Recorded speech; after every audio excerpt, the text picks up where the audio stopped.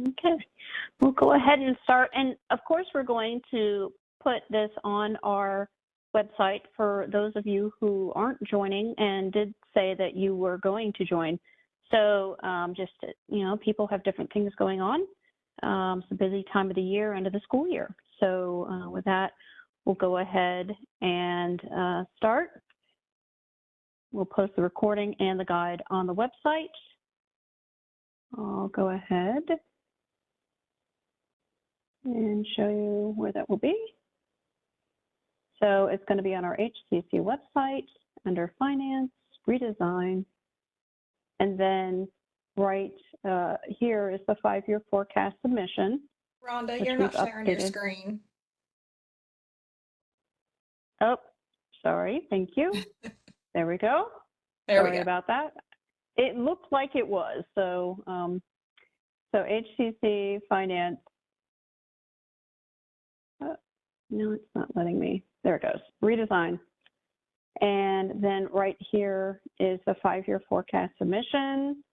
I just had that refreshed with the latest little tweaks this morning.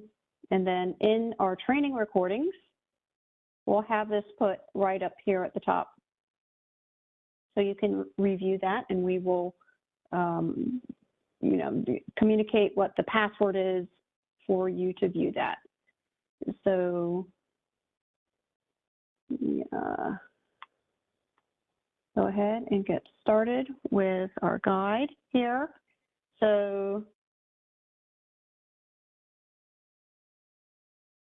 this is just meant to be an overview with how to do the process, and then many districts request assistance, which we're glad to help with since there's many steps. Okay, so some districts use a third-party vendor. If they do that, then they don't have to go through the redesign part to create their 5-year forecast. But if you do, you would want to go to periodic and choose the 5-year forecast. And then you'll want to choose the Excel version and generate the file. You can see all the different accounts here with the forecasting line and the data from 3 years ago, 2 years ago, 1 year ago, and current year, and then it will create the new years in the Excel spreadsheet. So doing that, we will go into our instance here, and we're going to go from our home screen. We're going to go into periodic, 5-year forecast. It takes a minute to get there. And then we're going to go ahead and change it from CSV to Excel. We're going to generate that file. This takes a few minutes. So through the magic of television, as we like to say, voila. And here we go. This is what it creates. It creates a file with your actual data from the past 3 years, your current data to date. I just kind of put some numbers in here because our demo instance doesn't have any. And then you would populate your next few years. Remember to update 2023 for your remaining data for the year, like for your last month or so that you're anticipating. So you can go ahead and Excel's wonderful. You can use formulas here. Maybe it's that times, maybe you're thinking 3%, something like that. And, just make sure you fill in all the data. One of the more important things is if you have a cell where you do not expect any data. So for example, the 1.045, remember to populate that with a 0. So any data fields in the forecasted which don't have data, you would need to put a 0 in there or you can get an error. Another very important item is if you have a change, which is over, I think it's 999.9%, you'll want to actually type over that. So if it gets higher than 999.9%, then it's also going to get an error. So 2 very important things to look out for. Then Once you're done, we'll say we have this all completed, everything's either a 0 or a forecasted number, then you're going to want to go ahead and move or copy into a new sheet and copy that in there. Let's continue the operation. And then from there, you only have the forecasting tab in your new sheet. And then you'll want to save as a CSV. So I'm just going to put that probably in my ABC and kind of want to SF3. Okay, so we'll want to save it like that. Going to browse and put this. I'm just going to stick it maybe on my my desktop here when I'm all done as a CSV file. All right. So, and that brings us to our. So this is, we went and did a forecast. We downloaded as Excel. We did our updates, and also in the parameters, you'll want to double check. This should be correct for your school district in your county and your fiscal year. That should be correct in that parameters tab, but it's always good to ensure that is the right data.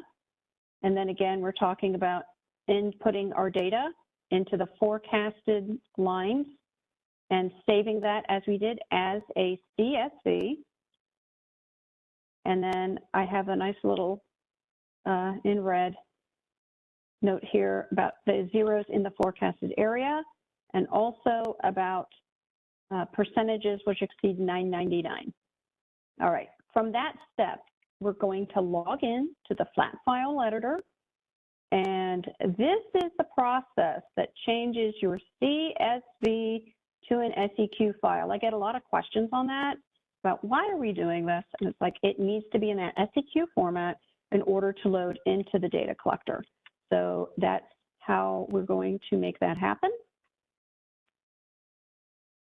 And so then once we are in the login to the flat file editor, you're going to go into, way at the bottom, this 5-year forecast.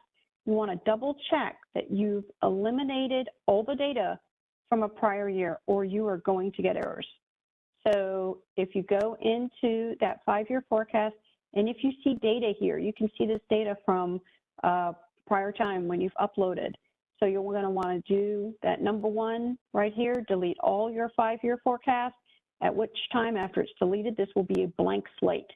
And then you're going to want to go back to the home page. Then you're going to want to do your 5-year forecast spreadsheet import. If you have trouble with your credentials, there is a link there that you can go and you can get the spreadsheet to fax in or email in to request your credentials. So then you're going to, on the import, you're going to want to double check this top here with your file, with your CSV file, and make sure you have 11 rows, or if it's a little bit different, we've had districts that have had 12, or, you know, sometimes things change. So 9 times out of 10, it's probably going to be 11 in most circumstances. And then we've gone through it where we have matched up the columns in here with your line number and what your columns are. Those should be correct, but again, it never hurts to verify. You're going to choose your file, and that's where you're going to pull in your CSV file from your desktop. You're going to import that CSV file next. Okay. After the file's imported, you're going to go back home. And then if you're not getting errors, if you're getting errors, you might want to call us and have us assist you with what's going on there.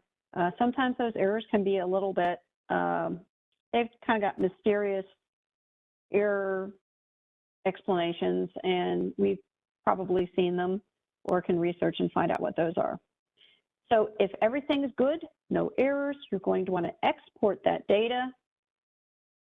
This is what's going to create your SEQ file. So you just want to double check that you have the correct year and everything. Obviously, this is from a prior year. You want this to be 2023. If you use the drop down and use that 5-year forecast, then it's automatically going to check your settings as you need it, just this box at the bottom. You're going to want to export that file. Now you have your SEQ file. That's going to have your IRN there with your SEQ. You're going to want to move that file to your desktop or wherever you like to save that. You're going to want to log in to the data collector with your credentials. And again, if you need assistance with that, with your password or login, maybe you're a newer treasurer, you need credentials, you need to just let us know and we'll get you connected and get you a login and a password or revise your password. So the first thing you're going to want to do is very similar to what we had to do in the flat file editor is we need to delete the last file from the previous time. So you're going to want to go to the data sources, other data sources. Under the 5-year forecast line, you're going to want to hit manage. And then you can see it's, you know, you can tell by the date, it's a prior period 5-year forecast. You'll want to check that box. You're going to want to delete the selected, that old file. Okay, once that's cleared out of there, you're going to want to upload the file for your new one. You're going to upload that. It's going to have you choose that file, and then you're going to upload that file. You're going to verify on the other data sources area here. This is the only file, this brand new file. So you don't have to check the box for that once you get the new one in there. And then we're going to go onto that main page on the collection request. And you're going to want to start your collection. You want to check that you have the 5-year forecast collection at the top. That'll bring that right to the top if you do that first. Then you're going to want to start your collection. And then you're going to have to check your 5-year forecast box, start your data collection. Then you're going to need to prepare your data. So kind of in that same area on that first tab, you'll hit prepare. You're going to want to view your level 1 validation report. Okay, and just you want to make sure everything's in there. It's all been loaded. This usually doesn't take as long as some of the other processes we do. So you can see the number of records is usually like 67 records, so it doesn't take too long to do that. And then you're going to want to view your level 1 validation report. And you just want to make sure there's no invalids. Invalids, we need to kind of drill down and see what the issues are and you know, check on that further. And then you're going to want to certify and submit. And then you're going to need to also attach your notes. So your notes need to be in a PDF format. So you'll attach your notes. And again, there's a few little no spaces. So it gives you some examples of how that should be formatted. Here's your certify and submit step there. After start collection prepare, then we certify and submit. And then your level 1s, this is where you go over here to do your level 1s, all in that section there. Here we go. Here is where we're going to browse. We're going to load in our assumptions right there. You're going to click certify and submit, and then you're going to click at the bottom the certify and submit. So then you can check to see on the submissions that it has been completed, your transmission's completed, and you can check on the website and also on the data collector. It should tell you by the next day that, you know, if it's, you know, been accepted. And so you can confirm that that's at the ODE there. So, and that's kind of it in a nutshell. Do we have any questions?